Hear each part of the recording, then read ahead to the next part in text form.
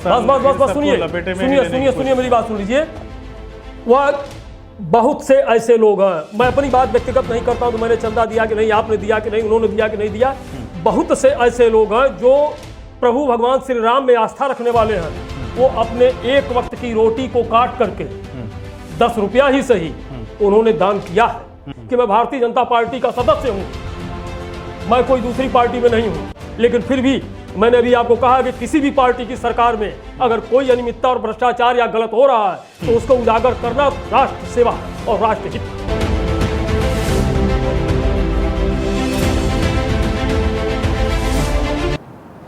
साथियों, जय हिंद। उत्तर प्रदेश विधानसभा चुनाव 2022 कुछ ही महीने शेष हैं। उत्तर प्रदेश की जनता फिर एक बार अपने मुस्तकबिल के लिए, अपने भविष्य के लिए लोकतंत्र के महापर्व में हिस्सा लेगी और फिर से उत्तर प्रदेश के लिए एक नई सरकार चुनेगी जो उसकी बेहतरी के लिए, जो जनता की अच्छाइयों के लिए, जो जनता की मूलभूत सुविधाओं के लिए काम करेगी। लेकिन फिलहाल आपको बता दें कि 2017 के विधानसभा चुनाव हुए, भारतीय जनता पार्टी ने प्रचंड बहुमत हासिल किया।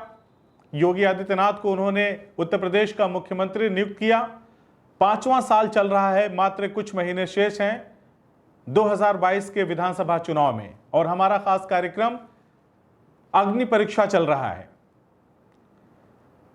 इस अग्नि परीक्षा के कार्यक्रम में आज हमने आमंत्रित किया है मशहूर समाजसेवी और आरटीआई एक्टिविस्ट पतरूराम विश्वकर्मा जी का। स्वागत है आपका। बहुत बहुत धन्यवाद।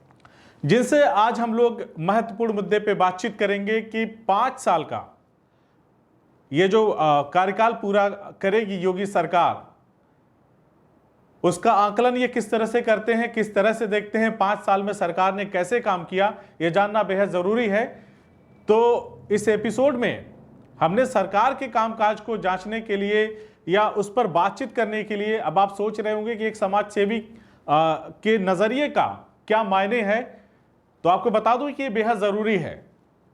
समाज सेवी या आरटीआई एक्टिविस्ट समाज की वो कड़ी होता है जो जनता और सरकार के बीच में मध्य में स्थापित करके खुद को काम करता है और जनता की बेहतरी के लिए सोचता है, जनता की बेहतरी के लिए करता है।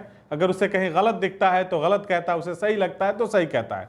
तो आज इन्हीं मुद्दों पे बातचीत करने के लिए हमने बुलाया है कि 5 साल का योगी सरकार का कामकाज कैसा रहा, समाज में या उत्तर प्रदेश की जनता को उसका लाभ क्या मिला, सरकार ने कैसे काम किया, इन सारे मुद्दों पे बात करेंगे। तो देर ना करते हुए पहला सवाल आपसे जी कि 5 साल का ये जो कार्यकाल सरकार पूरा करने जा रही है, 2022 के विधानसभा चुनाव सामने हैं, मात्र कुछ महीने शेष हैं, तो आप अपने नजरिए से 5 साल के कामकाज को कैसे देखते हैं सरकार के? देखिए, जहाँ तक उत्तर प्रदेश की वर्तमान सरकार के 5 साल के कार्यकालों की बात आपने पूछा कि कैसा आप मानते हैं, कैसा देखते हैं, तो इस सरकार के इस 5 वर्ष के कार्यकाल फिसड्डी रहे हैं।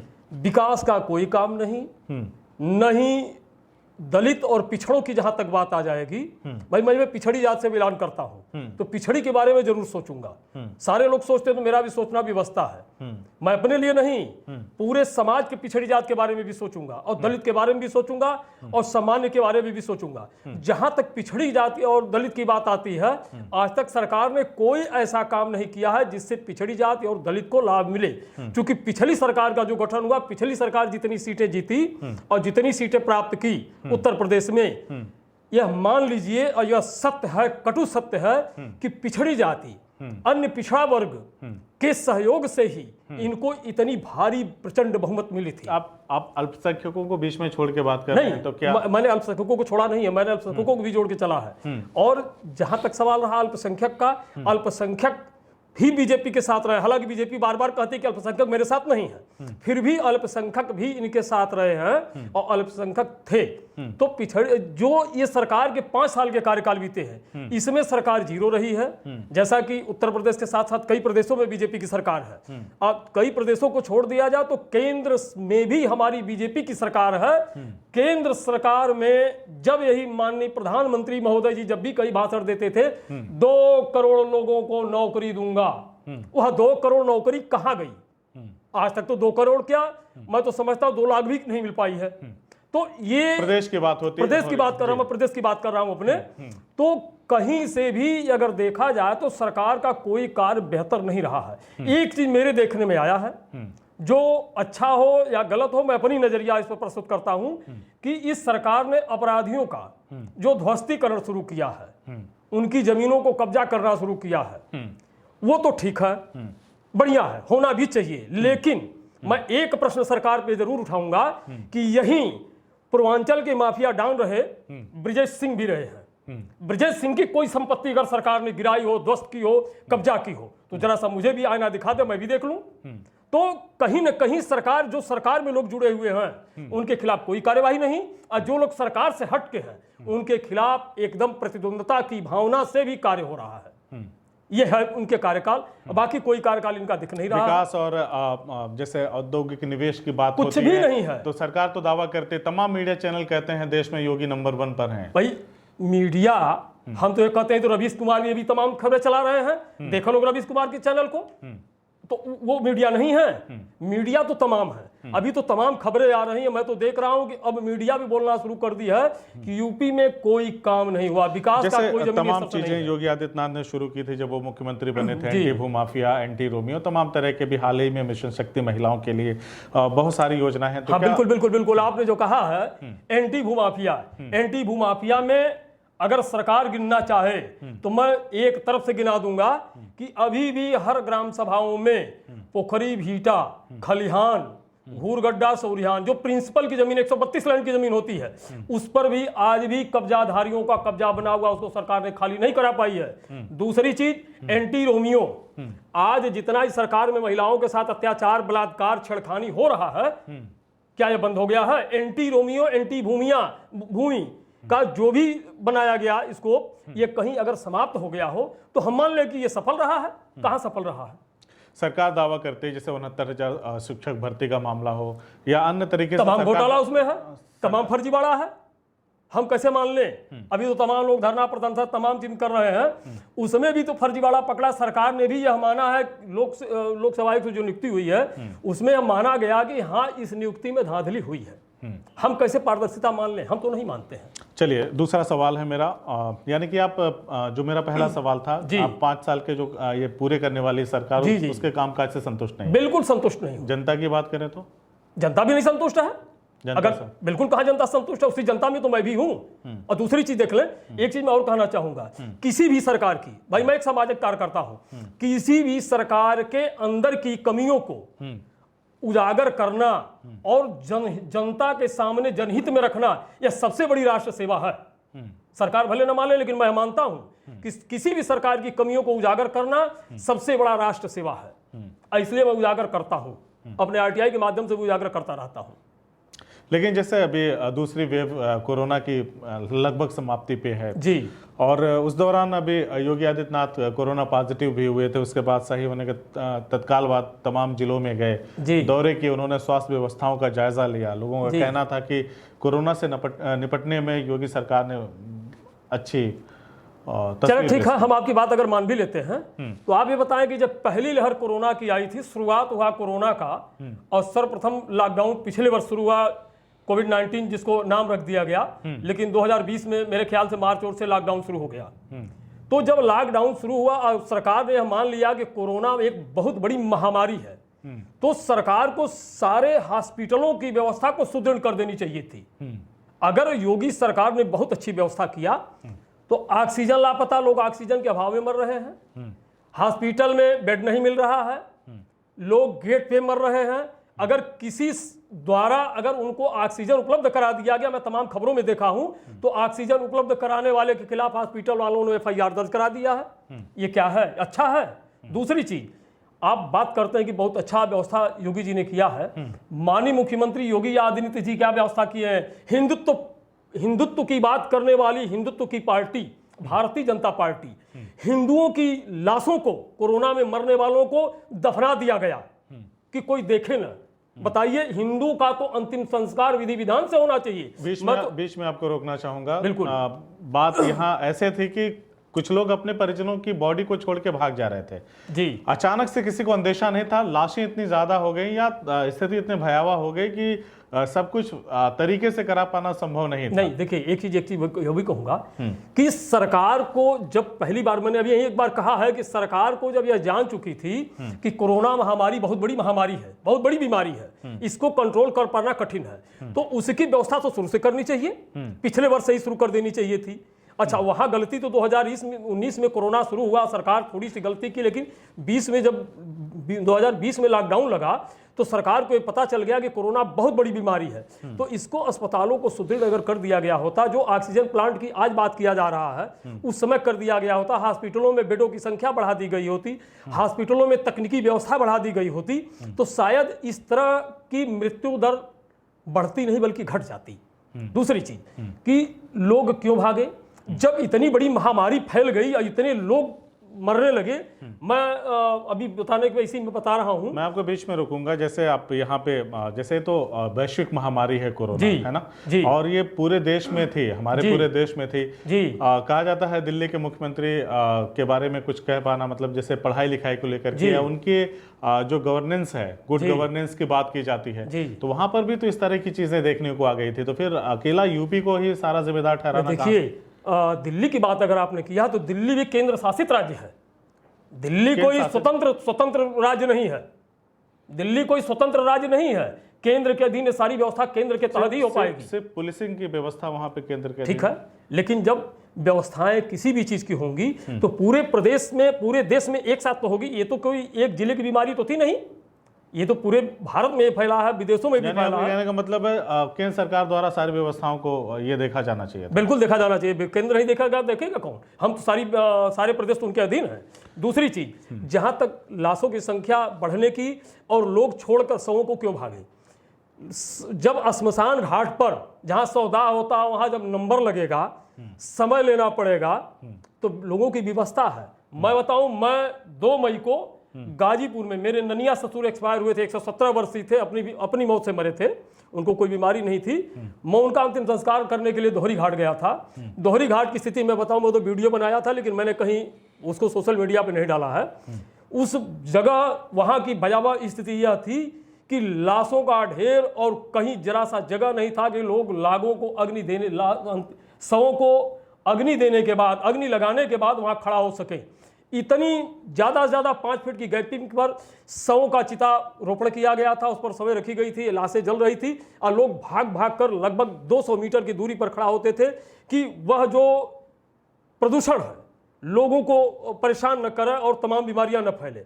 मैं भी वहां से लगभग जो मुक्तिधाम वहां बना है, पार्क वगैरह, वहां अग्नि लगने के बाद वहां जाकर के अंदर बैठा, तो इतनी बुरी स्थिति हो गई थी, कोरोना में मरने वालों की संख्या इतनी ज्यादा हो गई थी कि लोग क्या करेंगे, मजबूरी थी। और दूसरी चीज, सरकार को जो कोरोना में मृत्यु लोग हुए, विधि व्यवस्था के अनुसार उनके परिजनों के माध्यम से और किट के द्वारा, सरकारी विभाग के कर्मचारियों द्वारा उनका अंतिम संस्कार कराना चाहिए, ये हमारी व्यवस्था होनी चाहिए थी। चलिए दूसरा सवाल लेते हैं कि अभी कुछ ही दिन पहले भाजपा में भूचाल था जी, 2022 का चुनाव करीब है जी, ये भूचाल क्या आप शांत हो गया? कहाँ शांत है, अभी तो भूचाल जारी है। हाँ, क्या भूचाल है? देखिए, जहां तक सुनने में आ रहा है, तमाम खबरों से निकल के आ रहा है, ये हमेशा देखा जा रहा है कि अब माननीय मोदी जी और माननीय योगी जी के बीच में बहुत अच्छे संबंध नहीं है, जो उभर के आ रहे हैं। बाकी अभी देखिए, जन्मदिन पड़ा था माननीय योगी जी का, माननीय प्रधानमंत्री जी ने ट्वीट पर कोई उनको कुछ कहा नहीं, तो इस तरह तमाम बातें खबरें उड़ के आ रही है। मुलाकात तो हुई है, कोई जरूरी नहीं, मुलाकात जरूरी नहीं कि जन्मदिन पे बधाई नहीं दिया। ना, देखिए बहुत बड़ी बातें हैं। हाँ। ये अगर चुनाव के पहले देखा जाए तो तमाम बधाइयां मिली थी, अब जो देखा जा रहा है तो अब कुछ ना कुछ खटास तो निकल के आ रहा है। दूसरी चीज कि आपने कहा है कि जरूरी नहीं है, भाई कैसे नहीं जरूरी है, जरूरी तो बिल्कुल है। दूसरी चीज, नजरिया ये है कि अभी भूचाल खत्म नहीं हुआ है, भूचाल तो अभी जारी है, लेकिन चूंकि सांप छछूंदर की हाल समझ लीजिए आप, जैसे सांप छछूंदर को पकड़ लिया है, छोड़ देगा। केशव मौर्य तो अपनी तरफ से कह रहे हैं कि 22 में फिर बता रहा हूं, उसका भी जवाब दूंगा। सांप छछूंदर की यह हाल कि सांप को छछूंदर ने अगर मुंह में पकड़ लिया, छोड़ देगा तो अंधा हो जाएगा, निगल गया तो मर जाएगा। बीजेपी की सबसे बड़ी मजबूरी क्या फंसी है कि यदि आज योगी आदित्यनाथ को मुख्यमंत्री पद से हटाकर किसी और को बैठा देती है तो विपक्ष को एक बहुत बड़ा मुद्दा मिलेगा और विपक्ष उस बात को लेकर उड़ेगा। बीजेपी अब इस पर भी बहुत मजबूर है, मुख्यमंत्री को नहीं बदल पा रही है, लेकिन अभी भूचाल खत्म नहीं हुआ, भूचाल जारी है। दूसरी जब आपने क्या पूछा मैं बता दूं, उसका भी जवाब दे दूं। हाँ, केशव प्रसाद जी की आपने बात किया है। जहां तक केशव प्रसाद जी की बात होती है तो मैं केशव प्रसाद जी के बारे में बताऊं, जब यही चुनाव शुरू हुआ था तो माननीय केशव प्रसाद मौर्य जी को उत्तर प्रदेश का अध्यक्ष बनाया गया था। ठीक, अति पिछड़ा वर्ग और पिछड़ा वर्ग ने एक अलग नजरिए से देखना शुरू किया कि हो सकता है कि हमारे दिन कभी वापस हो जाएं। क्योंकि देखिए, पिछली सरकार से कुछ लोग काफी उसमें कार्यकर्ताओं, छोटे कार्यकर्ताओं की मानसिकता की वजह से लोग दुखी थे, जिसका एंटी रिएक्शन था। तो लोगों ने यह सोचा कि हो सकता है केशव प्रसाद मौर्य जी पिछड़ी जात से बिलोंग करते हैं, इनको प्रदेश अध्यक्ष बनाया गया है और हो सकता है आने वाले समय में इनको मुख्यमंत्री की नजरिए से सभी लोग देख रहे थे, इनको मुख्यमंत्री बनाया जाएगा तो हो सकता है पिछड़ों की जो स्थिति अति पिछड़ों की खराब है वह सुधर जाए। ये सोचकर सारे लोग जुड़ गए, बीजेपी को मतदान किए। लेकिन वही जब चुनाव बीता तो केशव प्रसाद मौर्य जी को हटा के एक किनारे कुर्सी पर प्रदेश अध्यक्ष के दूसरे को बैठाया गया। उप का मतलब जानते हैं आप? मैं सीधे सीधे कहता हूं, किसी भी पार्टी में, किसी भी संगठन में अगर उप का पद है तो उप का मतलब चुप। उप मुख्यमंत्री का जो पद दिया गया है, उप का मतलब चुप होता है। यानी केशव प्रसाद मौर्य को चुप करा दिया गया, एकदम चुप करा दिया गया कि अब आप यही चुपचाप बैठे रहिए, उप मुख्यमंत्री आपको बना दिया गया। अरे भाई, आज तक मैंने देखा है, जब तक मेरी 52 साल की उम्र हो गई है। यानी केशव मौर्य लगातार खफा बताए जा रहे थे, उस नाराजगी का सरकार के का जो संगठन है, मतलब भारतीय जनता पार्टी की सरकार चाहे केंद्र की हो, उस पर कोई प्रभाव नहीं पड़ा, या जो संगठन है भारतीय जनता पार्टी का राष्ट्रीय संगठन है उसके सिर्फ नेतृत्व पे कोई प्रभाव? अब देखिए, ये प्रभाव न पड़ना ये तो संघ के ऊपर है। संघ जब भी अब बीजेपी की सरकार जो भी बनी है, संघ के माध्यम से ही, संघ के ही निर्देश पे सारा काम होता रहा है। तो संघ जो चाहेगा वही होगा। अब इस पे तो हम बहुत नहीं कुछ कर पाएंगे। चलिए, अब एक बार फिर से पिछड़ा अति पिछड़ा को लेकर के फील्डिंग सजाने की काम शुरू कर दी है राजनीति के चाणक्य ने, भारतीय जनता पार्टी के चाणक्य ने शुरू कर दिया है। एक बार फिर कहा जा रहा है कि पिछड़ों की बदौलत भारतीय जनता पार्टी फिर सत्ता में आएगी और ब्राह्मण जो नाराज था वो कांग्रेस के प्रसाद पहुंच गए बीजेपी में। तो क्या वो ब्राह्मण चेहरा देख करके अब जो ब्राह्मण नाराज थे बीजेपी से, जो बताया जा रहा था, क्या वो खुश हो जाएंगे, या अति पिछड़ा और पिछड़ा का जो? देखिए, अब पिछड़े से शुरू कर देते हैं। आपने पहला प्रश्न पिछड़े शुरू किया है जी। पिछड़ी की बात आपने किया है। देखिए, एक कहावत कहा गई है, देहातों में लोग कहते हैं कि दूध की जली बिल्ली मंठा फूंक कर पीती है। तो एक बार बीजेपी ने तो केशव प्रसाद मौर्य को आगे करके और अति पिछड़ों का लाभ ले लिया है। अब फिर उनको किनारे करके उप करके चुप कर दिया कि आप उप मुख्यमंत्री नहीं, चुप हो जाइए, अब आपका काम खत्म है। यही दशा अब अति पिछड़ा फिर सोच रहा है कि कहीं ऐसा न हो कि अब आने वाले चुनाव में केशव प्रसाद को लोग ये कह दे। ये मेरी एक सोच है, मैंने एक तरह का ये समझिए कि क्या बोलते हैं, काल्पनिक है। ये मेरी एक कल्पना है कि हो सकता है केशव प्रसाद मौर्य को आगे कर दे कि अगला मुख्यमंत्री 2022 का केशव प्रसाद मौर्य हो सकता है कि ऐसा बीजेपी करे। ऐसा करती भी है तो अब पिछड़ा बहुत सतर्क हो गया है। अब पिछड़ा इनके झांसे में, बहकावे में और लालीपाप में नहीं आएगा। वो निश्चित रूप से अधिक से अधिक लोग बीजेपी के खिलाफ ही मतदान करेंगे। जो जहां तक मेरा मानना, मैं खुद बीजेपी को मतदान नहीं करूंगा। आपके कहने का मतलब है बीजेपी सत्ता में नहीं आएगी? नहीं आएगी। तो कौन सी ऐसी पार्टी है विपक्ष में जो भारतीय जनता पार्टी के रथ को रोक सकती है? कौन सी ऐसी पार्टी? देखिए, पार्टी रोकने की जहां तक बात है, समाजवादी पार्टी का भी जो अब तक का जो एक विरोध होना चाहिए, विपक्ष की भूमिका निभानी चाहिए, वो माननीय अखिलेश यादव जी ने अभी तक किया नहीं है, जिसमें वो असफल दिख रहे हैं, जो मेरी नजर से। डर किस बात का है? अब डर किस बात का है? सारे लोग चोर चोर मौसेरे भाई। देखिए, सारे लोग कहीं ना कहीं गलतियां की हैं अपनी सरकार में। तो अब डर वही है कि अगर बहुत ज्यादा खुरापात करोगे तो फिर वही इनकम टैक्स पहुंच जाएगा। तो सारे लोग तो डरे हुए हैं, अरे विपक्ष की भूमिका निभा नहीं रहे। देखिए, मैं जहां तक देख रहा हूं अपनी नजरिए से, अधिक संपत्ति में मुलायम सिंह यादव को, जो पूर्व मुख्यमंत्री उत्तर प्रदेश के रहे जी, और सपा मुखिया को भी क्लीन चिट मिली है बीजेपी की सरकार में। देखिए, राजनीतिक वाले हैं, जब आप चुप रहेंगे, उनका विरोध नहीं करेंगे तो कहीं ना कहीं आपको लाभ दिया जाएगा। जब आप विरोध करना शुरू कर देंगे तो आपको कोई लाभ नहीं दिया जाएगा, बल्कि तिरछी नजर से आपको देखा जाएगा। अभी भी मूल सवाल का जवाब नहीं मिला मुझे कि 22 में अगर बीजेपी नहीं तो कौन? नहीं, बता रहा हूं। अभी ओम प्रकाश जी का भी नाम लिया था जी। देखिए, जहां तक सवाल आया भाजपा का, भारतीय समाज पार्टी का, सुहेलदेव भारतीय समाज पार्टी का, ओम प्रकाश राजभर पिछड़ों का एक उभरता हुआ चेहरा है, बढ़िया नेता है। और उत्तर प्रदेश में देखा जाए तो राजभर की संख्या भी बहुत अच्छी खासी है। और इधर बीएसपी के बहन जी मायावती जी ने जो रामाचल राजभर जी को भी निकाला है, ये भी कहीं न कहीं से अब दुखी तो है बीएसपी से, कहीं न कहीं जाना तो पड़ेगा, क्योंकि जो एक बार मलाई काट चुका है दोबारा मलाई तो चाहेगा ही चाहेगा। और जो एक बार चुनाव लड़ लेता है ना, उसकी इच्छा लाख बुरा हो लेकिन वो चाहेगा कि हम फिर लड़े तो ये लड़ेंगे। तो जहां तक सवाल होता है, राजभर एक थर्ड पार्टी उभर के आएगी।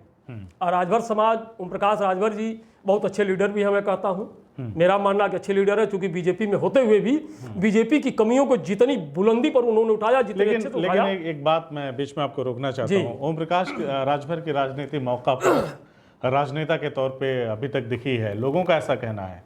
देखिए, लोगों जहां मौका मिलता है राजभर जी वहीं घुसना चाहते हैं। अच्छा ये बताइए, हाँ, कि सारे लोग तो मौके पर चौका लगाए हैं, कौन नहीं लगाया है? अजीत सिंह को, चौधरी चरण सिंह के पुत्र जी जो थे वो भी तो वही रहे, हर सरकार में मंत्री बनते गए। स्वर्गीय जो बिहार के थे रामविलास पासवान जी, उनको देख लीजिए, कांग्रेस से लेकर बीजेपी तक हर जगह सीटें अपना घुस करके अपना स्थान प्राप्त कर लिए। बात वो नहीं है, बात यहाँ तक पिछड़ों की बात करने वाली है।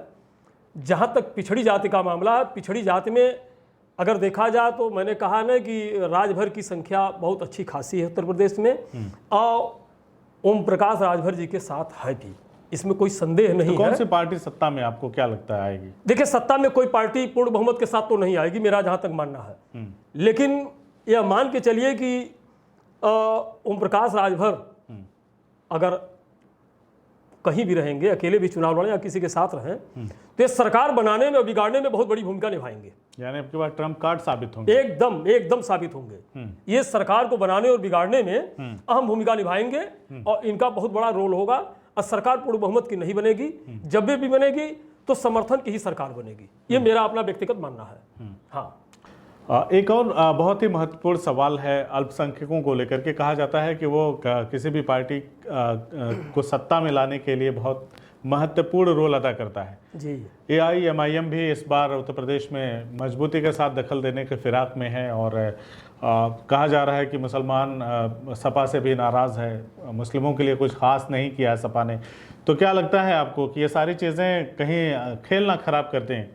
हाँ, देखिए, समाजवादी पार्टी की नहीं, समाजवादी पार्टी का खेल भले खराब करें, लेकिन देखिए कहीं कहीं व्यवस्था क्या होती है। चुनाव तो लोग अलग अलग लड़ेंगे, जहां व्यवस्था क्यों आती है, जैसे एक बार चुनाव प्रदेश में चाहे देश में हो गया, केंद्र में या प्रदेश में जब चुनाव हो गया तो सारे लोग अपनी अपनी सीटें लेके आ गई, सरकार बनाना व्यवस्था है। यदि राष्ट्रपति शासन लगाया भी जाता है तो मात्र 6 महीने के लिए, तो फिर पुनः चुनाव तो कराया नहीं जाएगा। इसमें अब निश्चित रूप से सारी पार्टियां, छोटे छोटे जो दल होते हैं, वो आपस में जोड़ तोड़ एक समझौता करके और कहीं ना कहीं एकजुट होकर के सरकार बनाने का काम करते हैं। तो ये भाई अल्पसंख्यक का भी मत बहुत अच्छा खासा है। हाँ, इनकी भी भूमिका होगी, इसमें कोई दो राय नहीं है। हाँ, ये भी अपनी भूमिका निभाएंगे। क्या ओवैसी इस बार अखिलेश के लिए मुसीबत का सबब बनेंगे? बिल्कुल बन सकते हैं, बिल्कुल बन सकते हैं। बंगाल में ऐसा कुछ हुआ नहीं। बंगाल में मुसलमानों ने एक तरफा TMC को, ममता बनर्जी को वोट देकर के बीजेपी को नकार दिया।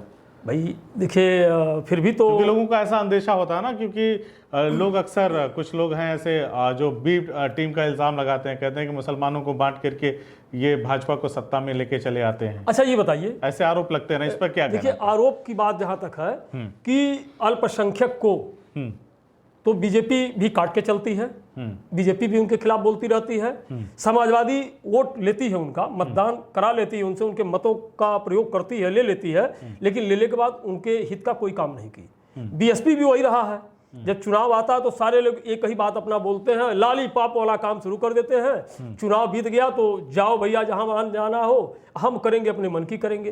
तो ये तो सारे पार्टियों में रहा है, ऐसा नहीं है, ये तो खैर एक आम बात है। चुनाव में राजनीति वाले तो अक्सर ये सब करते सारे लोग अपने राजनीतिक हितों को साधेंगे। आखिरी सवाल आपसे, क्योंकि हमारा अभियान जो है अग्नि परीक्षा 2022, इसकी शुरुआत हमने आजमगढ़ से की है, तो 10 विधानसभा के विधायकों से बातचीत, जो दूसरे नंबर पे थे उनसे बातचीत, या जो संभावित कैंडिडेट होंगे 22 को उनसे बातचीत करेंगे, आम जनता से रायशुमारी करेंगे। जी, जो 10 जीते विधायक थे उनके कामकाज से कितना संतुष्ट हैं आप?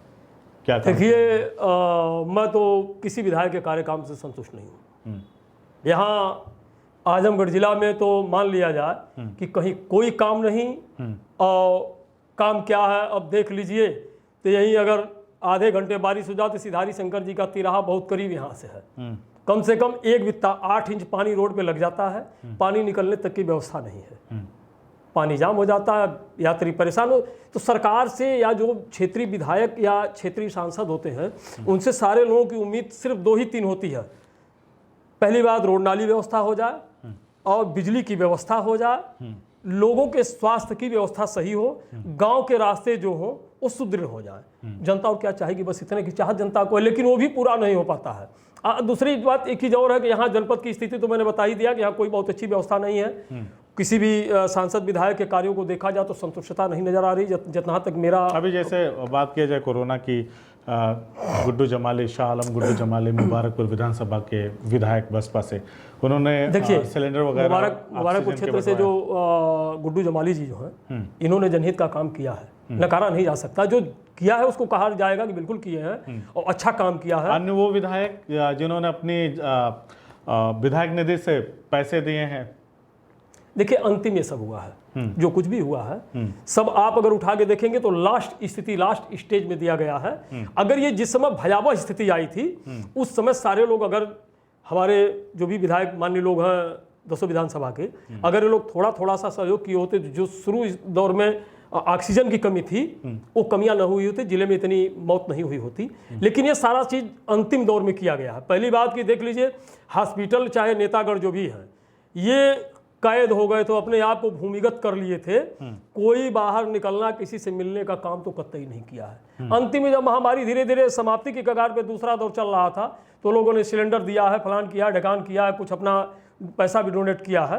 ये सब अंतिम दौर की चीज़ है। एक चीज़ मैं और भूल गया हूँ, बीच में आपको नहीं बता पाया हूँ। अभी नया एक मामला फेसबुक व्हाट्सएप पर चल रहा है, चंदा चोर, मैं भी काफ़ी देख रहा हूँ।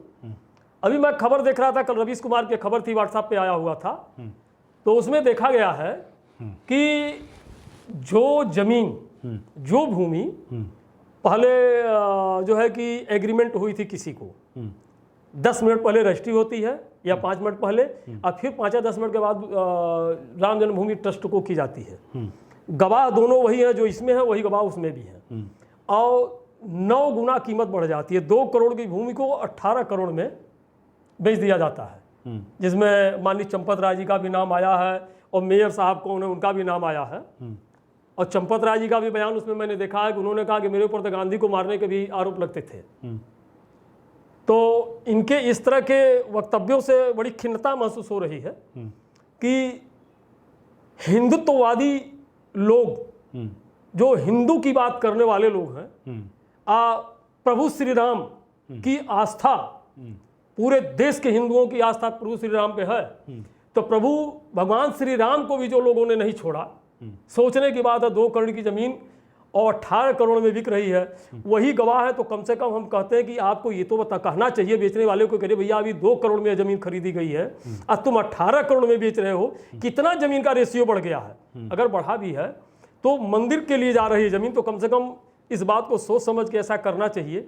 लेकिन बड़ी समस्या तो इस बात की है कि ठीक है चलिए, अगर जब एग्रीमेंट होता है, हम लोग भी जमीन का तमाम देखे हैं काम कि जब एग्रीमेंट होता है तो मेरे ख्याल से एग्रीमेंट में आप कुछ भी लिखवाइए, लेकिन वह एग्रीमेंट 3 वर्ष का हो जाता है। जिस तारीख को एग्रीमेंट आप लेते हैं उस तारीख से 3 वर्ष तक के लिए एग्रीमेंट होता है। तो जब जो विक्रेता होता है, जो जमीन को अपनी बेचता है, बेचने का इकरारनामा करता है, वह निश्चित रूप से अपने 3 साल के जमीन के कीमत की आकलन कर लेता है कि 3 साल में इस जमीन की कीमत कहाँ जाएगी, तब वो जमीन को तय करता है। तो 2 करोड़ में तय हुआ तो एक बैग 9 गुना बढ़ना तो बड़ा कठिन है। लेकिन और उसमें तो मैं देखा हूँ कि एनडीटीवी से पत्रकार जो हैं वो तमाम लोगों के घर तक गए हैं, लेकिन ताला लटका हुआ मिला है, बेचने वाले का भी और ख़रीदने वाले का भी, गवाहों का भी। तमाम लोगों के घर पे वो गए हैं, पूरा दौरा किए हैं, ताला बंद है। तो कहीं न कहीं बड़ी विडंबना इस बात की है। ऐसा तो नहीं है कि आपने कोई राजनीतिक पार्टी ज्वाइन कर लिया है, क्योंकि देखिए, अगर आप सही बात मैं शुरू से देख रहा हूं। देखिए, सुनिए, कि आप भारतीय जनता पार्टी बस सुनिए, लपेटे में सुनिए मेरी बात सुन लीजिए। लगता है, सुन लीजिए बात। हाँ, कह लीजिए आप। जैसे कहने का मतलब ये है कि कुछ लोग ऐसा भी कह रहे हैं जी कि जो लोग राम मंदिर बनने का विरोध कर रहे थे, पक्ष में कभी उन्होंने बोला नहीं, उनके ही पेट में ज्यादा दर्द हो रहा है। सोशल मीडिया पे ऐसे भी बातें आ रही हैं कि 18 करोड़ नहीं, हम 80 करोड़ में उस जमीन को खरीदेंगे। आपको क्या तकलीफ है? तकलीफ है। वह बहुत से ऐसे लोग हैं, मैं अपनी बात व्यक्तिगत नहीं करता हूं तो मैंने चंदा दिया कि नहीं, आपने दिया कि नहीं, उन्होंने दिया कि नहीं दिया। बहुत से ऐसे लोग हैं जो प्रभु भगवान श्री राम में आस्था रखने वाले हैं। वो अपने एक वक्त की रोटी को काट करके 10 रुपया ही सही उन्होंने दान किया है। हिंदू की बात करते हैं, क्या पवन पांडे हिंदू नहीं है? संजय सिंह हिंदू नहीं है? मनीष सिसोदिया हिंदू नहीं? मैं हिंदू नहीं हूं, मैं भी हिंदू हूं। दूसरी चीज कि हम दान दें या न दें, बात ये नहीं है। बात यह है कि प्रभु श्री राम के साथ अन्याय है, हमारी आस्था के साथ खिलवाड़ है। लोगों का कहना है, पहले तो आप लोगों ने ये ही मतलब तय नहीं किया था कि राम मंदिर बनेगा कि नहीं बनेगा। अब जब बन रहा है उसके बाद आप लोगों के पेट में दर्द शुरू हो गया। आप लोग तरह तरह के आरोप क्या यह मंदिर मात्र बीजेपी अपने बल पे बनवा रही है? यह माननीय न्यायालय सुप्रीम कोर्ट के निर्देशानुसार जो आदेश पारित, समझौता आदेश है, मैं समझौता आदेश मानता हूं और सम्मान करता हूं माननीय सुप्रीम कोर्ट का कि उन्होंने ऐसा एक सलूशन निकाला है, एक ऐसा रास्ता निकाला है कि हिंदू मुस्लिम की आपस में जो लड़ाइयां हैं वो समाप्त हो जाए, दोनों लोग दूर दूर अपना रह करके अपनी अपनी आस्था के अनुसार मंदिर और मस्जिद बनवाएं। तो सबसे बड़ी बात यह है कि ये सरकार ही केवल नहीं बनवा रही है, बहुत से लोगों का चंदा उसमें आया है। तो देखिए, गलत आप करेंगे तो हम आपके विरोधी हो या पक्षधर हो, बात जरूर जो गलत होगी वो कही जाएगी। जहां तक आपने कहा कि कहीं मैं भी तो कोई पार्टी नहीं ज्वाइन कर लिया हूं, तो आज आपको बता दूं, मैं अपना मोबाइल नंबर बता दे रहा हूं, सर्च करवा लीजिए कि मैं भारतीय जनता पार्टी का सदस्य हूं, मैं कोई दूसरी पार्टी में नहीं हूं। लेकिन फिर भी मैंने अभी आपको कहा कि किसी भी पार्टी की सरकार में अगर कोई अनियमितता और भ्रष्टाचार या गलत हो रहा है तो उसको उजागर करना राष्ट्र सेवा है और राष्ट्र हित है। इसलिए मैं करता हूं, किसी की भी सरकार रहेगी। समाजवादी पार्टी की सरकार में समाजवादी के खिलाफ भी बोला हूं और बीजेपी की सरकार में जो गलत हो रहा है उसके खिलाफ भी बोलूंगा। मेरा मोबाइल नंबर 88 58 40 20 90 94 15 12 11 58। आप सर्च करके देख लीजिए मैं मेंबर हूं या नहीं हूं। तो मैं भारतीय जनता पार्टी का मेंबर हूं, सक्रिय मेंबर भी रहा हूं। चुनाव से पहले मैं पदाधिकारी भी बनाया गया था पलनी मंडल में। लेकिन समस्या क्या है, इसी सरकार में तमाम भ्रष्टाचार हुए हैं, तो क्या करें? भ्रष्टाचार को हम लेकर के लिपापोती कर हम वो नहीं कर पाएंगे। हमको पार्टी से बढ़कर जनता की सेवा है, समाज की सेवा है, जनहित का काम देखना है। चलिए, आखिरी में एक लाइन में आपसे सुनना चाहता हूं, 2022 में क्या होगा, किसकी सरकार? 2022 में गठबंधन की सरकार होगी, बीजेपी की सरकार नहीं होगी। तो सुना आपने, हमने बातचीत किया मशहूर समाज सेवी आरटीआई एक्टिविस्ट पत्रूराम विश्वकर्मा से, जिन्होंने लास्टली जाके बताया कि ये बीजेपी के पदाधिकारी भी हैं और फिर भी इन्होंने कहा है कि दम बांधा है कि अगर मेरी सरकार में या मेरी पार्टी की सरकार या किसी पार्टी की सरकार रहेगी, अगर गलत होगा तो सीना ठोक करके मैं उसकी मुखालफत करूंगा, चाहे सरकार समाजवादी पार्टी की रही हो या बीजेपी की है या आगे आने वाले समय में किसी की हो। बहरहाल हम लोग बातचीत कर रहे थे अग्नि परीक्षा के इस कार्यक्रम में जो 2022 की दशा और दिशा तय करेगी और ये तय होगा कि 2022 में किसकी सरकार बनेगी, जनता किससे अपना सिरमौर बनाएगी। बहरहाल हमसे बातचीत करने के लिए आपका बहुत बहुत शुक्रिया, धन्यवाद। बहुत बहुत धन्यवाद। CIB इंडिया न्यूज की सभी खबरों को देखने के लिए लाल रंग की बटन को दबाकर चैनल को सब्सक्राइब जरूर करें, घंटी जरूर दबाएं ताकि हमारी सभी खबरों के नोटिफिकेशंस आप तक पहुंचते रहें।